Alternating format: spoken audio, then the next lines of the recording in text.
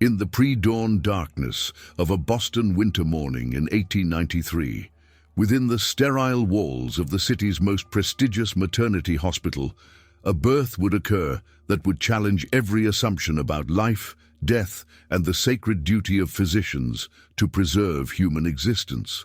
Baby Grace O'Brien entered the world with her heart beating outside her chest, a tiny organ no larger than a walnut, pulsing visibly beneath a membrane so thin it seemed like gossamer, defying every law of anatomy and survival. What followed was 11 hours of impossible choices, desperate hope, and profound moral anguish that would haunt everyone present for the rest of their lives, forcing them to confront the terrible question of whether some miracles are meant to be witnessed rather than saved. The Boston of 1893 stood as a monument to American medical progress, its cobblestone streets lined with institutions that represented the pinnacle of 19th-century healthcare. The Massachusetts General Hospital, Harvard Medical School, and the Boston Lying-In Hospital formed a triumvirate of medical excellence that attracted physicians and patients from across the nation and beyond. The city's Back Bay district, with its elegant brownstone mansions and gas-lit boulevards, housed some of America's most distinguished medical practitioners, while the North End's crowded tenements sheltered waves of Irish, Italian, and Eastern European immigrants who sought both opportunity and medical care in the New World. The Boston Lying-In Hospital, established in 1832, occupied an imposing brick building on Springfield Street that had been designed specifically for the care of women during childbirth. The hospital's mission was revolutionary for its time: to provide safe, sanitary conditions for delivery while training a new generation of physicians in the emerging science of obstetrics. The building's architecture reflected this dual purpose, with spacious delivery rooms equipped with the latest medical instruments alongside comfortable recovery wards where new mothers could rest under the care of trained nurses. The hospital's patient population reflected Boston's complex social hierarchy.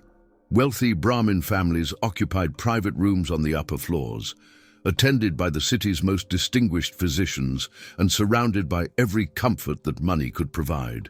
The middle floors housed the wives of merchants, clerks, and skilled tradesmen who could afford modest fees for professional care.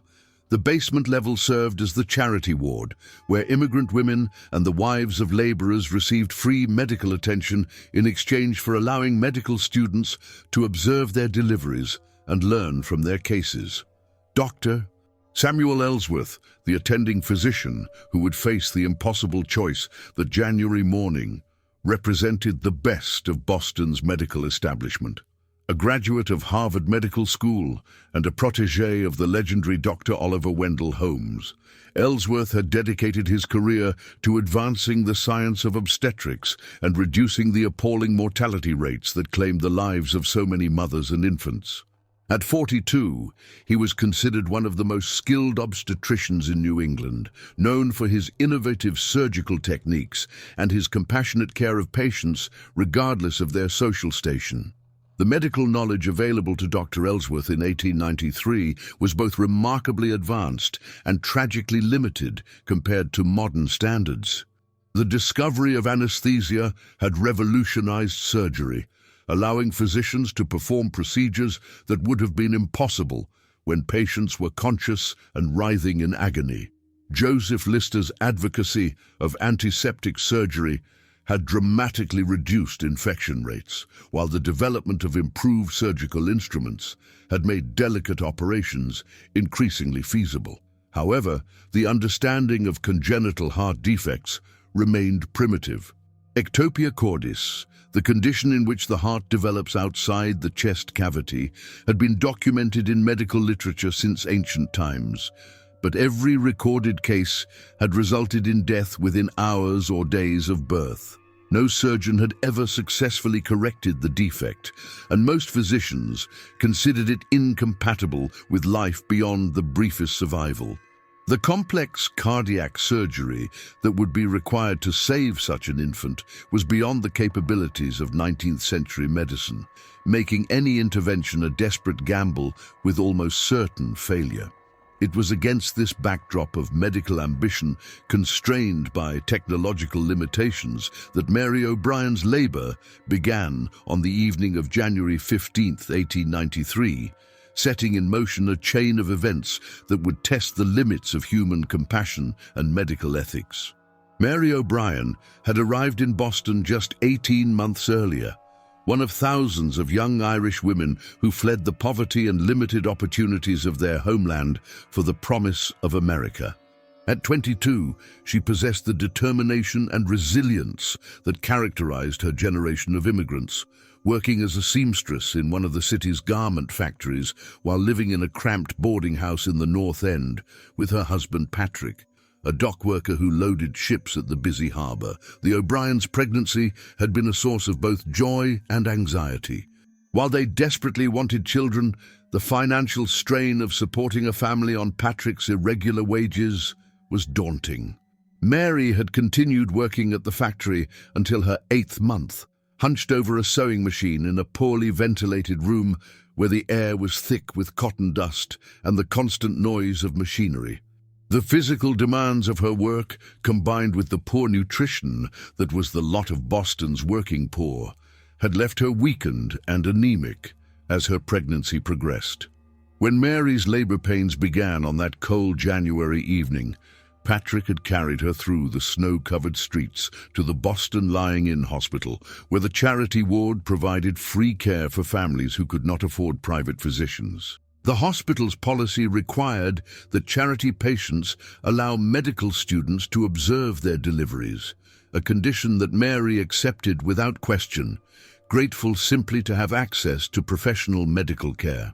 Dr. Ellsworth was conducting his weekly rounds of the charity ward when he was summoned to assist with Mary's delivery. The labor had been progressing normally under the supervision of a senior medical student, but complications had arisen that required the attention of an experienced physician. As Dr. Ellsworth entered the delivery room, he found Mary in the final stages of labor, her face flushed with exertion and her body racked with the powerful contractions that would soon bring her child into the world. The delivery itself proceeded without unusual difficulty. Mary pushed with the desperate strength of a woman who had endured months of physical hardship, and at 3:47 a.m. on January 16, 1893, her daughter emerged into the gas-lit delivery room of the Boston Lying-In Hospital. For a brief moment, everyone present experienced the familiar joy that accompanies the successful birth of a healthy child, until Dr. Ellsworth's examination revealed the horrifying truth about the infant's condition. The baby girl, who would be named Grace, was born with ectopia cordis, a congenital defect so rare and devastating that Dr. Ellsworth had never encountered it during his 20 years of medical practice. The infant's heart, instead of being safely enclosed within her chest cavity, protruded from her body through a gap in her sternum, beating visibly beneath a translucent membrane that seemed impossibly fragile. The organ itself appeared perfectly formed, 4 chambers pumping rhythmically, blood vessels carrying oxygen-rich blood throughout her tiny body. But its external position made it vulnerable to the slightest trauma. Dr. Ellsworth stood frozen as he witnessed this anatomical impossibility, watching the walnut-sized heart contract and expand with each beat, its rhythm strong and regular, despite its precarious position. The membrane covering the organ was so thin that the individual muscle fibers were visible, pulsing with each contraction, like a grotesque window into the mechanics of life itself. The sight was simultaneously beautiful and terrifying, a perfect heart performing its essential function while exposed to a world that could destroy it with the gentlest touch. The medical students and nurses who had gathered to observe the delivery stood in stunned silence, their textbook knowledge inadequate to prepare them for the reality of witnessing such a profound anatomical anomaly. Some crossed themselves, invoking divine protection for the infant, whose very existence seemed to challenge the natural order. Others stared in fascination at the beating heart, mesmerized by the visible proof of life's most essential function. Mary O'Brien's first glimpse of her daughter came when Dr. Ellsworth gently placed the infant on her chest, careful to position the baby so that her exposed heart was protected from pressure. The new mother's initial joy at holding her child was quickly replaced by confusion and terror as she saw the pulsing organ that protruded from her daughter's chest. Her first words, whispered through tears of exhaustion and fear, were a desperate plea. "Doctor, can you fix her? Can you make her whole?" Dr. Ellsworth found himself unable to answer immediately, his mind racing through the limited options available for treating such a condition. He had read case reports of ectopia cordis in medical journals, but every documented instance had resulted in death within hours or days of birth. The exposed heart was simply too vulnerable to survive in the external environment, susceptible to infection, trauma, and temperature changes that would quickly prove fatal. The infant, whom Mary named Grace, in a desperate appeal for divine intervention, appeared remarkably stable despite her condition. Her breathing was regular, her color was good, and her heart rate was strong and steady.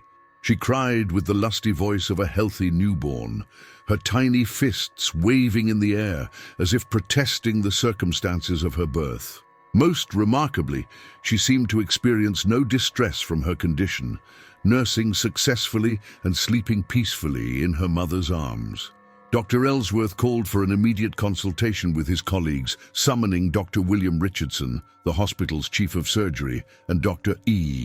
James Murphy, a pediatric specialist who had recently returned from studying advanced surgical techniques in Vienna. Together, the three physicians examined Grace with a mixture of professional fascination and personal anguish, each recognizing that they were witnessing a case that would test the limits of their medical knowledge and ethical principles. The examination revealed that Grace's condition was even more complex than initially apparent. Not only was her heart external, but the surrounding anatomy had failed to develop normally. Her sternum was split, creating a gap through which the heart protruded, and the muscles and skin of her chest wall were malformed in ways that would make any surgical correction extraordinarily difficult. The membrane covering her heart, while intact, was so thin that it seemed unlikely to provide protection for more than a few hours. Dr. Richardson, a surgeon with 30 years of experience, had never attempted to correct ectopia cordis, nor had he ever read of a successful case in the medical literature. The surgery would require placing the heart back inside the chest cavity, reconstructing the sternum and chest wall, and closing the skin, all while maintaining the delicate blood vessels that supplied the heart and keeping the infant alive throughout the procedure. The technical challenges were staggering, and the likelihood of success was virtually non-existent. Dr. Murphy, who had observed similar cases during his training in Europe, was even more pessimistic about the prospects for surgical intervention. He had witnessed 2 attempts to correct ectopia cordis, both of which had resulted in the immediate death of the infant on the operating table. The heart, he explained, was simply too fragile to withstand the manipulation required for surgical correction, and the infant's small size made the procedure even more technically demanding. As the 3 physicians debated Grace's case in hushed tones outside the delivery room, they found themselves confronting an ethical dilemma that had no clear resolution. They could attempt surgery, knowing that it would almost certainly result in the infant's immediate death, or they could provide comfort care and allow Grace to spend her remaining time in her mother's arms, conscious and aware despite her condition. The decision was complicated by Grace's apparent stability and the desperate hope of her parents, who clung to the possibility that medical science might somehow save their daughter.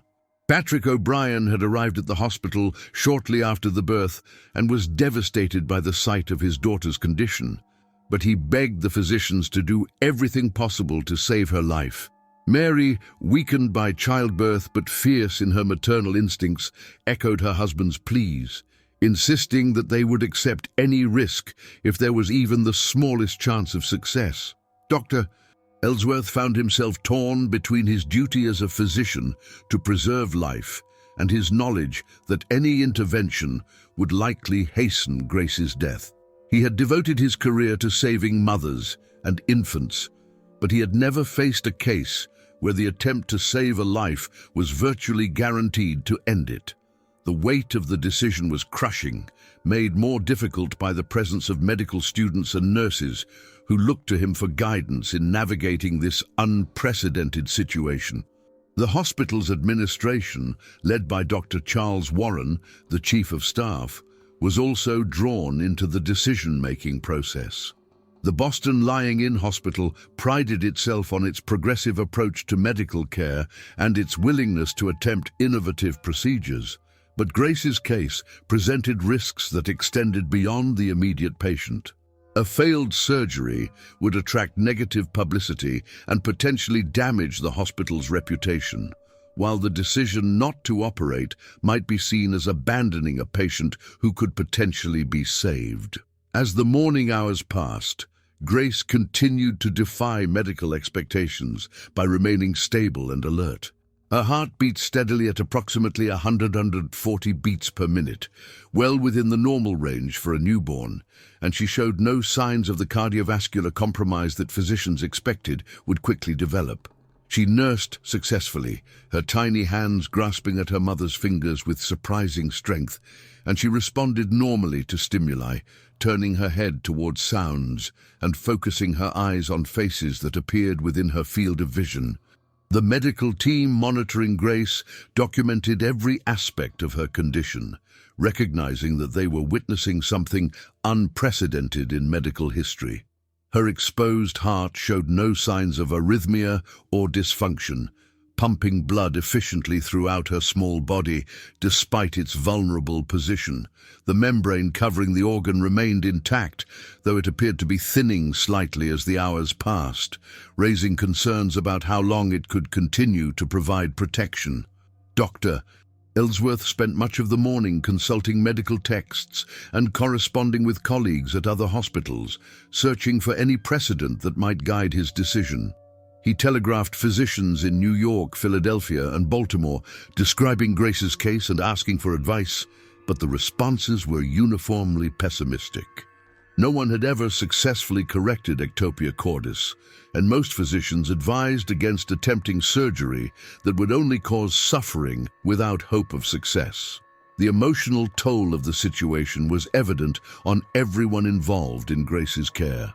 Nurses, who had witnessed countless births, found themselves unable to look away from the infant's exposed heart, mesmerized by the visible proof of life's fragility and resilience. Medical students struggled to reconcile their textbook knowledge with the reality of a living child whose anatomy defied everything they had learned about human development.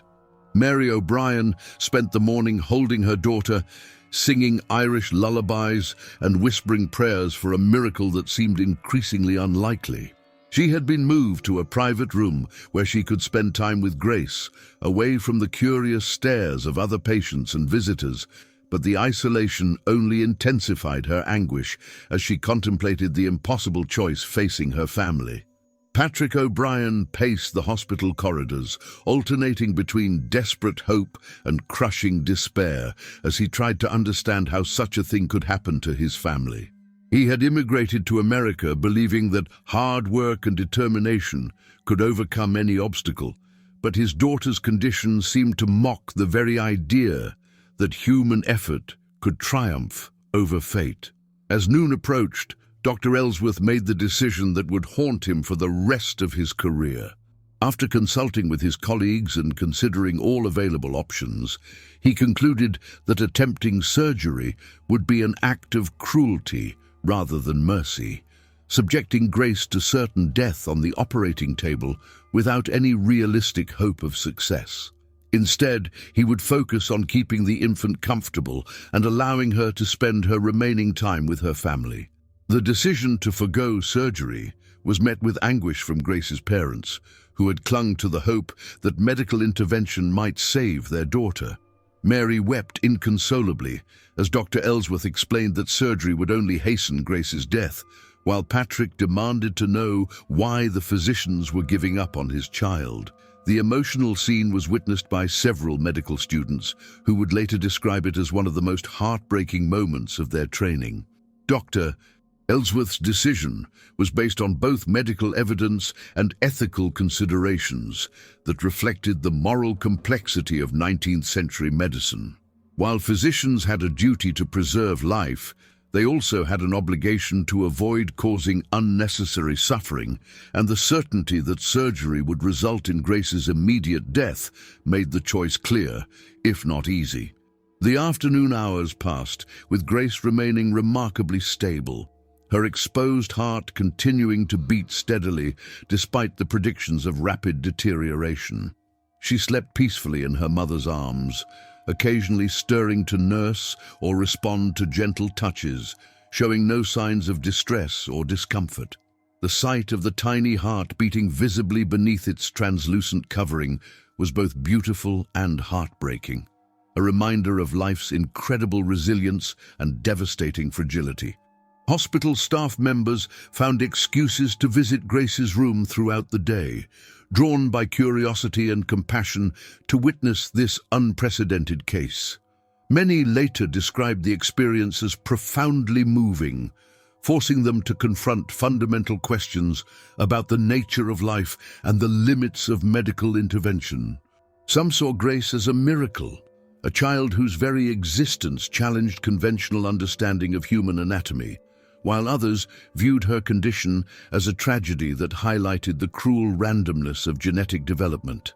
As evening approached, Grace's condition began to show subtle signs of deterioration. Her heart rate became slightly irregular, and the membrane covering her heart appeared to be thinning further, raising concerns about its continued integrity. Dr. Ellsworth increased the frequency of his examinations, monitoring for any changes that might indicate impending cardiovascular collapse. The hospital's chaplain, Father Michael O'Malley, was summoned to provide spiritual comfort to the O'Brien family as they faced the approaching loss of their daughter. The priest, himself an Irish immigrant who understood the particular anguish of families struggling to establish themselves in America, offered prayers and consolation, while marveling at the sight of Grace's exposed heart, which he described as a visible manifestation of the divine spark that animates all life. As the night wore on, Grace's breathing became more labored, and her heart rate began to fluctuate more dramatically. The membrane covering her heart showed signs of stress, with small areas of discoloration that suggested it was beginning to fail.